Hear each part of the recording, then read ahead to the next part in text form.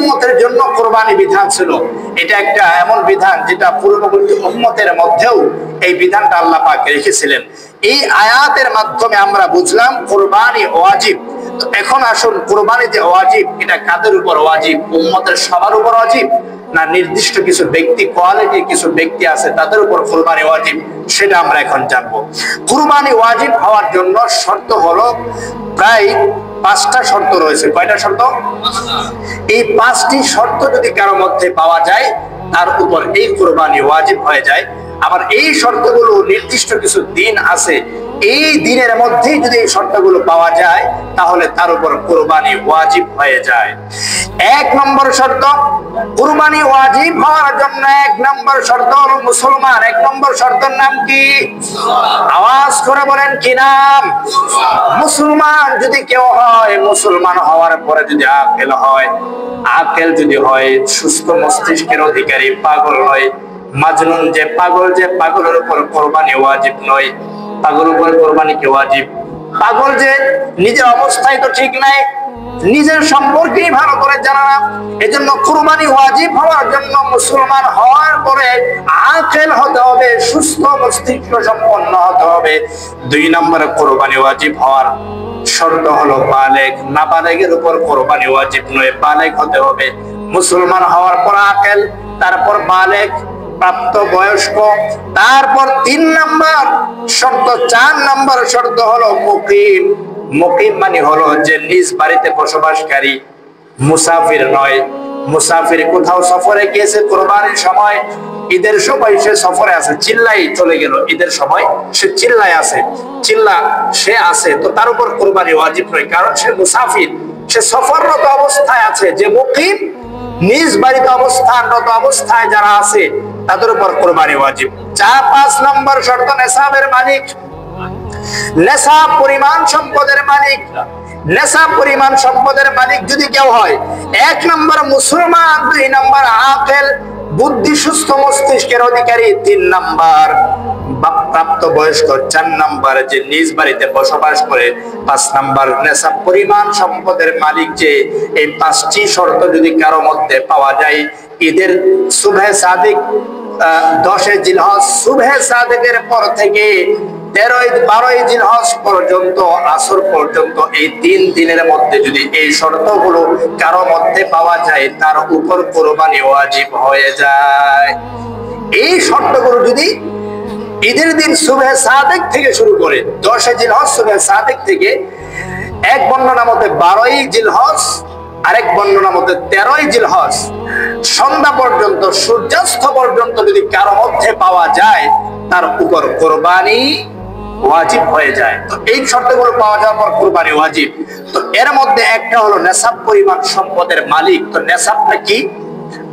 যাকাতের যে নেসাব, কুরবানির নেসাব একই নেসাব। যাকাতের নেসাব কি? যদি কারো কাছে সমস্ত প্রয়োজন থেকে অতিরিক্ত নিত্য প্রয়োজন, স্ত্রী ভরণ পোষণ, নিজের খরচাদি থেকে অতিরিক্ত যদি কারো কাছে 52.5 তোলা রূপা, অথবা 7.5 ভরি স্বর্ণ, অথবা 52.5 ভরি রূপা যদি কারো কাছে থাকে এক্সট্রা, অতিরিক্ত, তাহলে তার উপর কুরবানি ওয়াজিব। এবং এই অতিরিক্ত সম্পদগুলো যদি তার কাছে 52.5 তোলা ভরি রূপা, অথবা 7.5 ভরি স্বর্ণ, অথবা কারো কাছে 7.5 ভরি স্বর্ণ নাই, কিছু স্বর্ণ আছে 2 ভরি অথবা 3 ভরি, অথবা কিছু রূপা আছে 3 ভরি অথবা 4 ভরি অথবা 10 ভরি, এখন তার উপর করণীয় হলো স্বর্ণের যে নেশাব, সেটা এখন তার উপর থেকে উঠে পড়বে। এখন যদি তার কাছে 52.5 ভরি রূপা, মূল্য দুইটা মিলাবে,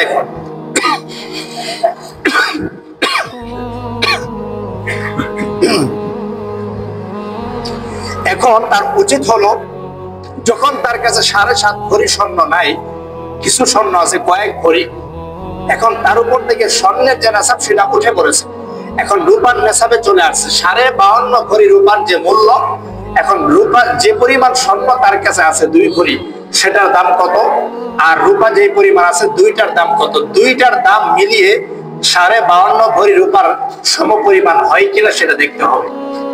যদি হয়ে যায় আর প্রয়োজন থেকে অতিরিক্ত হয়ে যায়, তাহলে কুরবানি তার উপর ওয়াজিব হয়ে যাবে।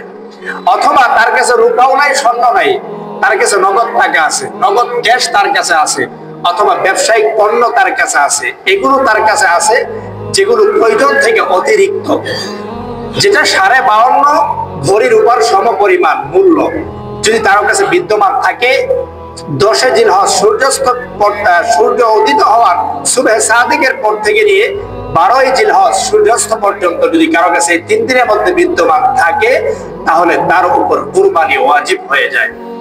তাহলে আমরা নেসাবটা জেনে নিলাম। এখন যদি কারো, অনেকে প্রশ্ন করে একটা, যে আমার ফ্যামিলির পক্ষ থেকে আমি যদি একাই কুরবানি দিয়ে দিই তাহলে কুরবানি আদায় হয়ে যাবে কিনা। এখনো দেখতে হবে যে আমি পূর্বে যে শর্তগুলো বলেছি, মুসলমান, আকেল, বালেগ, মুকিম, নেসাবের মালিক।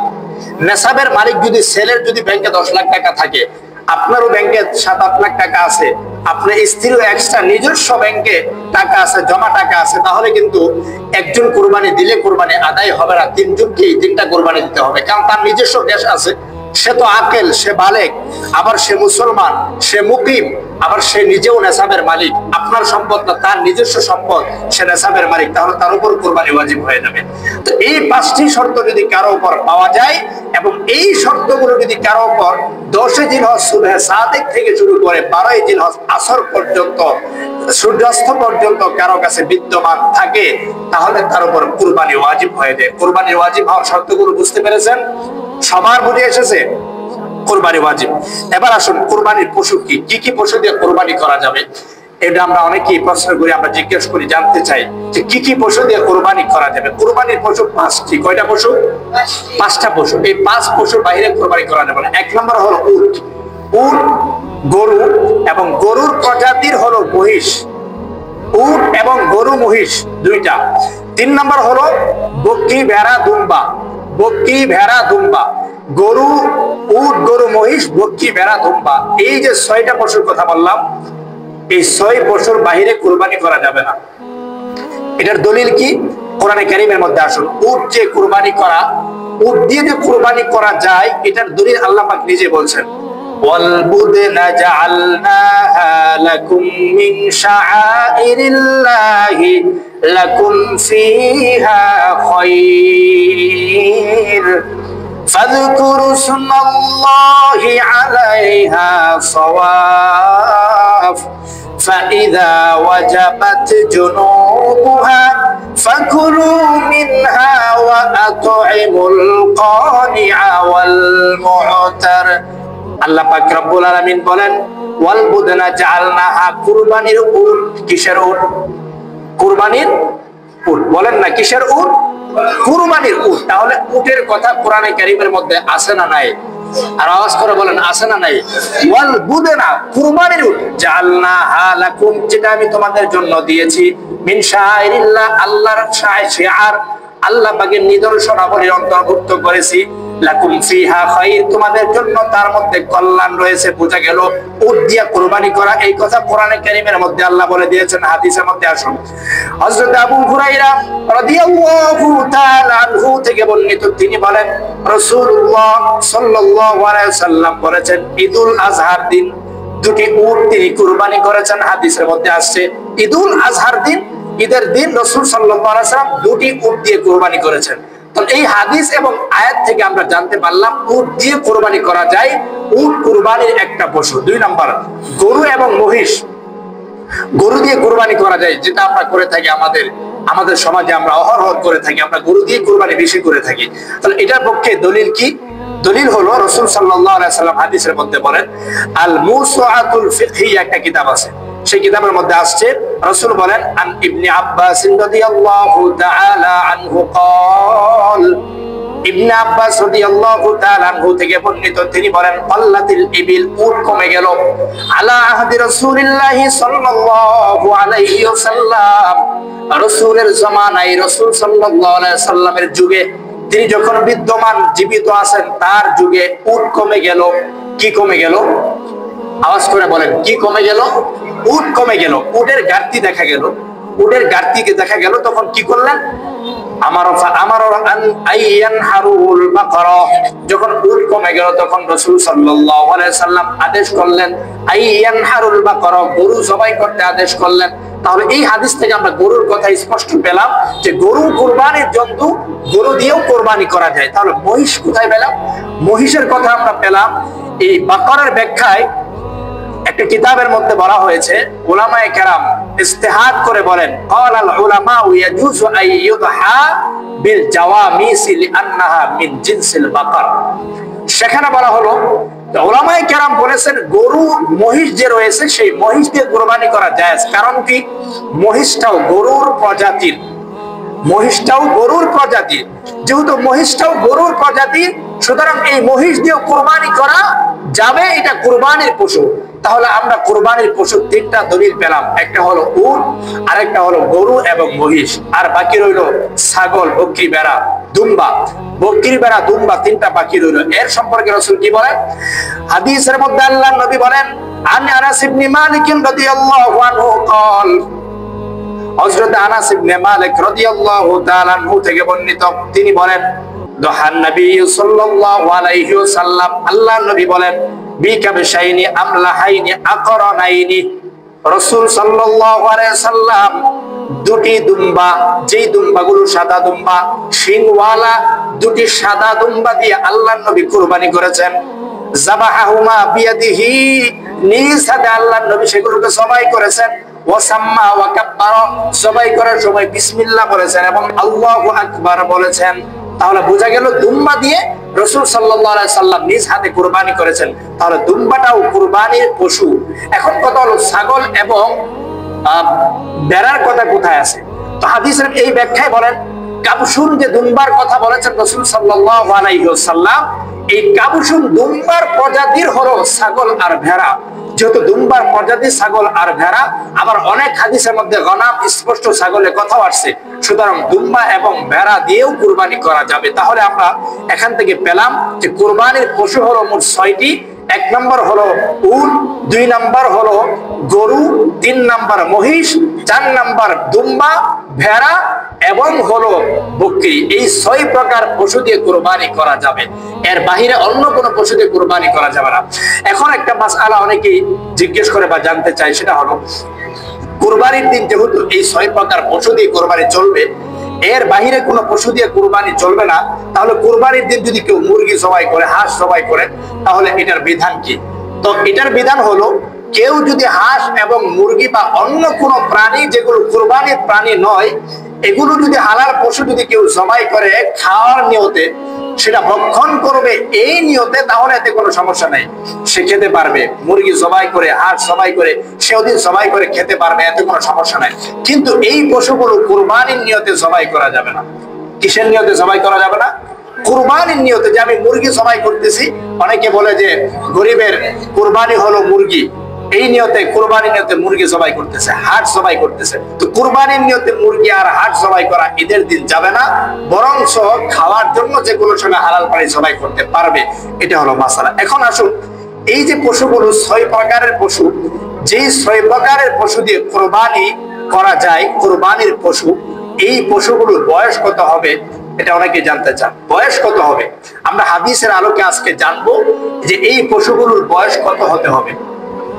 হাদিসের মধ্যে কি আছে দেখুন, রাসূল সাল্লাল্লাহু আলাইহি ওয়াসাল্লাম বলেন আন জাবির রাদিয়াল্লাহু আনহু قال, হযরত জাবির রাদিয়াল্লাহু তাআলা আনহু থেকে বর্ণিত, তিনি বলেন قال রাসূলুল্লাহ সাল্লাল্লাহু আলাইহি ওয়াসাল্লাম, আল্লাহর নবী বলেন লা তাসবাহু ইল্লা মুসিন্না, তোমরা পশু জবাই করো না তবে কেবলমাত্র মুসিন্না পশু জবাই করো। কি পশু? আওয়াজ করে বলেন, কি পশু? মুসিন্না। কি পশু? আওয়াজ করে বলেন না, পশুর নামটা কি? মুসিন্না পশু। লা তাসবাহু, তোমরা জবাই করো না, ইল্লা মুসিন্না, তবে মুসিন্না পশু জবাই করো। এখন কথা হলো মুসিন্না পশু কাকে বলে? মুসিন্না পশু কাকে বলে? মুসিন্না কারে কয়? মুসিন্না হলো, মুসিন্নার অর্থ হলো বয়স্ক পশু, যোগ্যতা সম্পন্ন পশু, যেই পশু জবাই করার উপযুক্ত হয়েছে, কুরবানি করার উপযুক্ত বয়স্ক পশু তোমরা কুরবানি করো, এছাড়া অন্য কোনো পশু তোমরা কুরবানি করো না। এখন বয়সটা কি? উটের ক্ষেত্রে বয়স আল্লাতী দাখালাত ফিল ফিসানাতিস সাদিসা। মুসিন্নার উটের ক্ষেত্রে মুসিন্নার ব্যাখ্যা হলো যে উট পঞ্চম বছর পার করে ষষ্ঠতম বছরে পদার্পণ করেছে, ওই উটের ক্ষেত্রে ওই উটটা হলো মুসিন্না উট। তা উটের ক্ষেত্রে কোরবানির পশু হলো ওই উট যে উট 5 বছর পূর্ণ হয়ে ষষ্ঠ বছরে পদার্পণ করেছে। তাহলে উটের ক্ষেত্রে কোরবানি বয়স 5 বছর। কয় বছর? আওয়াজ করে বলেন, কয় বছর? অত্যন্ত গুরুত্বপূর্ণ আজকে আলোচনা। আপনারা অনেকেই প্রশ্ন করেন, এই আলোচনাটা শোনার পর ইনশাআল্লাহ এগুলো প্রশ্ন আশা করি থাকবে না কোরবানি সম্পর্কে। তাহলে উটের ক্ষেত্রে কোরবানি বয়স কয় বছর?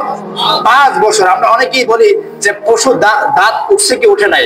অনেক পশুর ক্ষেত্রে দেখা যায় যে কোরবানি বয়স ওভার হয়ে গেছে, এখনো দাঁত উঠে নাই, ওই পশু কিন্তু কোরবানি চলবে। কোরবানির ক্ষেত্রে দাঁত ওঠা শর্ত না, বরং বয়স হওয়া শর্ত। কি হওয়া শর্ত? বয়স হওয়া শর্ত। কি হওয়া শর্ত বলেন? বয়স হওয়া শর্ত। তা উটের ক্ষেত্রে মুসিন্না পশু হলো কুরবানির উপযুক্ত পশু হলো 5 বছর। 5 বছরের নিচে হলে ওই উট দিয়ে কুরবানি চলবে না। উটের ক্ষেত্রে 5 বছর কমসে কম হতে হবে। এবার আসুন গরু এবং মহিষ, যেটা আমাদের দেশে সবচেয়ে বেশি কুরবানি হয়। গরু এবং মহিষ, আমাদের দেশে গরু দিয়ে কুরবানি বেশি হয়, ঠিক কিনা বলেন? তো এই গরুর বয়স কত?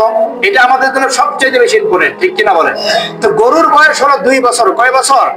গরুর ক্ষেত্রে মুসিন্না কুরবানির উপযুক্ত গরু হলো 2 বছরের গরু। 2 বছর শেষ হয়ে 3 বছরে সে পদার্পণ করেছে, 3 বছর পরেছে, এমন গরু দিয়ে কুরবানি চলবে। 2 বছরের আগে গরু মহিষ দিয়ে কুরবানি করা যাবে না।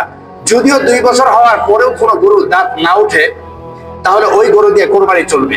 আর যদি কোনো গরু 2 বছরের আগেই দাঁত উঠে পড়ে 2 বছর পূর্ণ হয় নাই, ওই গরু এবং মহিষ দিয়ে কুরবানি চলবে না। কমপক্ষে 2 বছর হতে হবে। কয় বছর?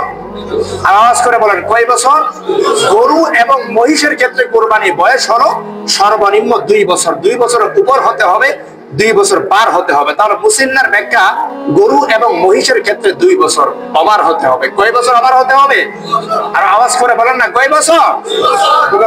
এখন আসুন, বাকি রইল হলো আমাদের দেশে বকরি, ভেড়া, দুম্বা। দুম্বা তো আমাদের দেশে খুব কমই কুরবানি হয়, বকরি আর ভেড়া কুরবানি বেশি হয়। তাহলে বকরি, ভেড়া এবং দুম্বার ক্ষেত্রে বয়স কতটুকু? বয়স হলো 1 বছর। কয় বছর? 1 বছর হতে হবে। বকরির ক্ষেত্রে 1 বছর ওভার হতে হবে। বকরি যেটা ছাগল, আমরা ছাগল খাসি হোক সেটা সাগি হোক, সেটা 1 বছরে কম হলে কুরবানি করা যাবে না। 1 বছর পূর্ণ হতে হবে বকরির ক্ষেত্রে এবং ছাগল এবং সাগির ক্ষেত্রে। এখন দুম্বা এবং ভেড়া এই দুইটা ক্ষেত্রে রাসূল একটু হাদিসের মধ্যে আরেকটু বলেছেন। সেটা কি বলছেন? ইল্লা আইয়াসুর আলাইকুম ফাতাসবাহু জাযাআতাম মিনাদ-দান। রাসূল বলেন মুসিন্না পশু ছাড়া তোমরা কুরবানি করো না। এখন যদি মুসিন্না পশু খুঁজতে তোমাদের কষ্ট হয়ে যায়, তোমাদের পক্ষে যদি সেটা কষ্টকর হয়ে যায়, তাহলে আইয়াসুর আলাইকুম, তোমাদের উপর যদি কঠিন হয়ে যায় মুসিন্না পশু খুঁজতে, ফাতাসবাহু, তাহলে তোমরা জবাই করো জাযাআতাম মিনাদ-দান, ভেড়া এবং দুম্বা থেকে 6 মাসের, যেটা কয় মাসের? 6 মাস। ভেড়া এবং দুম্বা এই দুইটা যদি 6 মাসের হওয়ার পরে এমন দেখা যায় যে 1 বছরের মতো স্বাস্থ্যবান হয়ে যায়, দেখতে 1 বছরের মতো, 1 বছরের ভেড়া আর দুম্বার মতো লাগে, তাহলে ওই 6 মাসের ভেড়া আর দুম্বা দিয়েও কুরবানি চলবে। কুরবানি কি বলেন?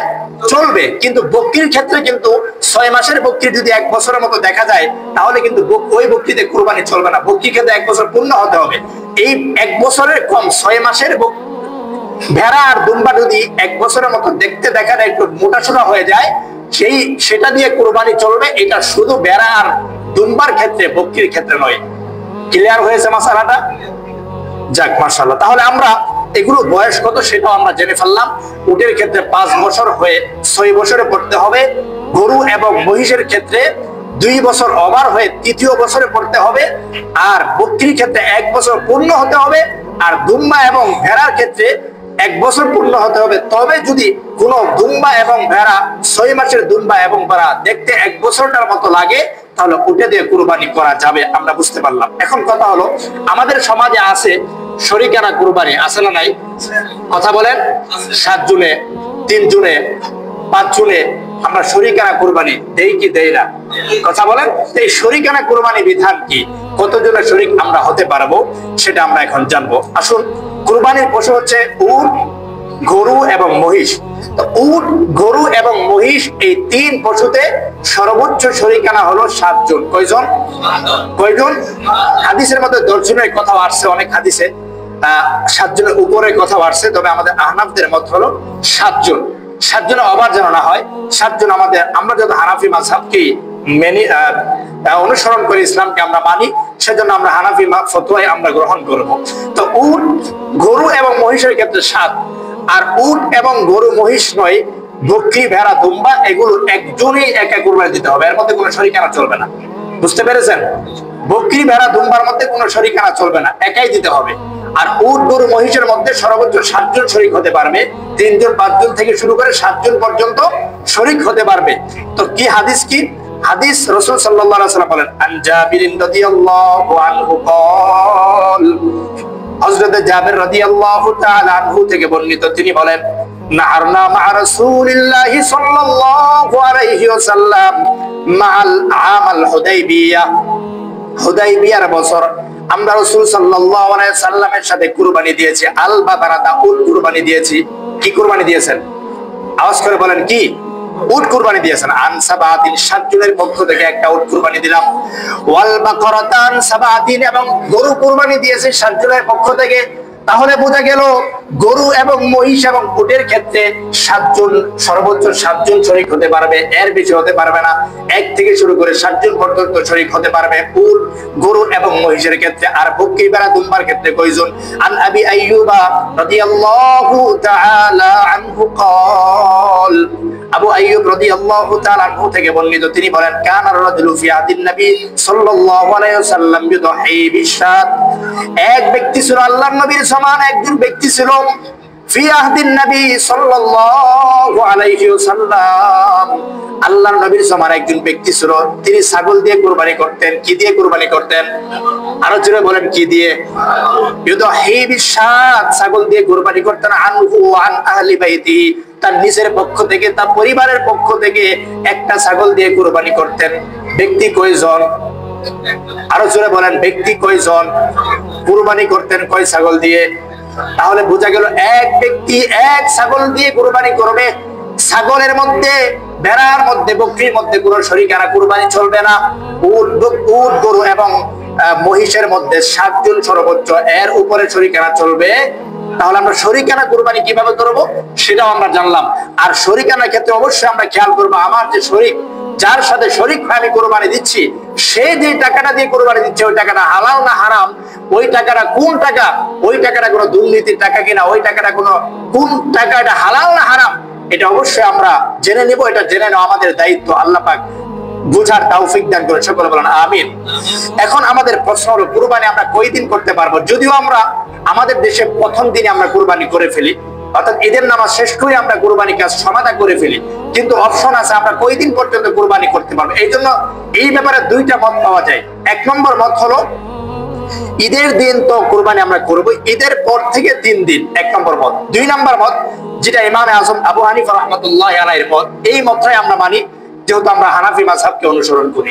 তো ইমামে আজম আবু হানিফা রাহমাতুল্লাহি আলাইহির মত হলো, ঈদের পরে 2 দিন, ঈদের দিন আর ঈদের পরে 2 দিন পর্যন্ত কুরবানি করা যাবে। যেমন হাদিসের মধ্যে আছে, মান দাহা মিনকুম ফালা ইয়াসবাহনা বা'দা সালিসাতিন ওয়া বাকিয়া ফি বাইতিহি মিনহু শাইউন, যে ব্যক্তি তোমাদের মধ্য থেকে কুরবানি করে, সে যেন 3য় দিন সকাল না করে, যেই পশু তার ঘরে রয়েছে সেই পশুকে নিয়ে 3য় দিন পর্যন্ত যেন সে না যায়, বরং 3য় দিন আসার আগেই ঈদের পরে সে যেন কুরবানি করে ফেলে। তার মানে বোঝা গেল ঈদের পরে 2 দিন পর্যন্ত কুরবানি করা যাবে আহনাফদের, আমাদের হানাফি মাযহাব অনুযায়ী। হযরত আনাস রাদিয়াল্লাহু তাআলা এই ব্যাপারে বলেন, আযবাহু বা'দাল ঈদ ইয়াওমানে, জবাই করা ঈদের পরে 2 দিন পর্যন্ত জবাই করা যাবে, জায়েজ আছে, এরপরে আর জায়েজ নাই। তাহলে আমরা কুরবানির দিন জানলাম, ঈদের দিন এবং ঈদের পরেও আহনাফদের মতে আমাদের মাযহাব অনুযায়ী আরো 2 দিন, মোট কয় দিন হলো? 3 দিন। এই 3 দিন কুরবানি করা যাবে, কিন্তু 3 দিনের মধ্যে সবচেয়ে উত্তম হলো কুরবানি করা ঈদের দিন, ঈদের নামাজ শেষ করে। আমরা উত্তমটাই করে থাকি, কি বলেন, ঠিক কিনা বলেন? আমরা উত্তমটাই করি, আমরা দ্বিতীয় দিন যাই না, কোনো কারণ থাকলে তখন আমরা যাই, কিন্তু আমরা স্বাভাবিকভাবে আমরা ঈদের নামাজ পড়ে আমরা কুরবানি শুরু করে দেই। আল্লাহ পাক এই সুন্নাত আমল করার তৌফিক দেন, সকলে আমিন বলেন। তাহলে আমরা বুঝতে পারলাম কুরবানির দিন হলো 3 দিন। কয় দিন? আর আওয়াজ করে বলেন, কয় দিন? আবু হানিফা রাহমাতুল্লাহি আলাইহির মতে কুরবানির দিন 3 দিন, ঈদের দিন আর ঈদের পরে আরো 2 দিন, কয় দিন হলো? 3 দিন। এখন আমাদের প্রশ্ন হলো, কুরবানি আমরা দিয়ে ফেললাম, কুরবানি শেষ, কুরবানি দেওয়ার পর কুরবানির যে গোশতটা সেটা দিয়ে আমরা কি করব? এটা আমরা অনেকেই একটা সংশয়ের মধ্যে আমরা পড়ে যাই। কি করব? গোশত কিভাবে আমরা বন্টন করবো? স্বাভাবিকভাবে আমরা সমাজের মধ্যে আমরা দেখে আসতে শুরুকাল থেকে, বা আমরা জানি, আমরা 3 ভাগ করে ফেলি। কয় ভাগ করি? 3 ভাগ। 1 ভাগ নিজের জন্য রেখে দিই, আরেক ভাগ আমরা আত্মীয় স্বজনদের জন্য রেখে দিই, আরেক ভাগ আমরা সমাজের যে সামাজিক বন্টন সেটা রেখে দিই, আর আরেক ভাগ যেটা আমরা আত্মীয় স্বজনের জন্য রেখে দিই, তার থেকে আমরা কাউকে হাদিয়া, কাউকে আমরা সেটা দেই, মহব্বত করে আমরা দেই। তো এই 3 ভাগ আমরা করে থাকি। তো 3 ভাগ করার যৌক্তিকতা কতটুকু, আর এই সম্পর্কে কোরআন হাদিস কি বলে? তো আমরা অনেকে এই আশা করে থাকি কুরবানির গোশত দিয়ে আমরা কোনো আকিকা অনুষ্ঠান বা কোনো বিবাহ অনুষ্ঠান, মুসলমান অনুষ্ঠান, অনেকে আমরা কুরবানি ঈদের সাথে মিলে ঈদের পরের দিন আমরা ফেলি, ঠিক কিনা বলেন? তো কি ফেলার আমাদের উদ্দেশ্যটা কি? ওই যে কুরবানি যেটা দিচ্ছে, কুরবানি গোশত দিয়েই আমরা, এই কুরবানিও হয়ে যাবে, ওই গোশত দিয়ে আবার আমরা অনুষ্ঠানটাও আমাদের হয়ে যাবে, ঠিক কিনা বলেন? তো কতটুকু যৌক্তিকতা এগুলোর আছে সেটা আমরা আজকে জানবো। তো সমাজের মধ্যে আমরা 3 ভাগ করে থাকি, এটা হচ্ছে একটা উচিত একটা পদ্ধতি। রাসূল এবং কোরআন এবং সুন্নাহ সম্পর্কে কি বলে? কোরআনের মধ্যে বলা হয়েছে যে ফাকুলু মিনহা ওয়া আত'ইমুল বাইসাল ফাকির। কুরবানির গোশত ফাকুলু মিনহা, তোমরা নিজেরা খাও। কি বলেছেন? তোমরা নিজেরা সেটা খাও। ওয়া আত'ইমুল বাইসাল ফাকির, এবং দুস্থ অভাবী যারা গরিব মিসকিন তাদেরকে খাওয়াও। নিজেরা খাও এবং অভাবীদেরকে খাওয়াও। 2টা কথা বলেছেন আল্লাহ পাক কোরআন কারীমের মধ্যে, নিজেরা খাও এবং অভাবীদেরকে খাওয়াও। আরেক আয়াতের মধ্যে আল্লাহ পাক রব্বুল আলামিন বলেন ওয়া তু'ইমুল কানিআ ওয়াল মু'তার ফাকুলু মিনহা ফাইদা ওয়াজাবাত জুনুবুহা। যখন কুরবানি পশুটা মারা যাবে, গাত হয়ে যাবে, মানে শেষ, মারা যাবে, কুরবানি শেষ হয়ে যাবে, তখন তার গোশতটা কি করবে? ফাকুলু মিনহা ওয়া আত'ইমুল কানিআ ওয়াল মু'তার। আল্লাহ পাক বলেন 2টা কাজ। 1 নাম্বার ফাকুলু মিনহা, নিজেরা তার থেকে খাবে। 1 নাম্বার কি? নিজেরা তার থেকে খাবে। 2 নাম্বার ওয়া তু'ইমুল কানিআ ওয়াল মু'তার, 2 নাম্বার এমন গরিব, যেই গরিব লজ্জায় মানুষের কাছে চাইতে পারে না, এমন গরিব সমাজের মধ্যে আছে না নাই? আরো জোরে বলেন, আছে না নাই? গরিব সমাজের মধ্যে 2 প্রকার ফকির পাওয়া যায়। 1 প্রকার ফকির হলো মানুষের কাছে চেয়ে বেড়ায়, মানুষের কাছে চেয়ে তার জীবন নির্বাহ করে, সে মানুষের কাছে চেয়ে অভ্যস্ত, তার লজ্জা নেই।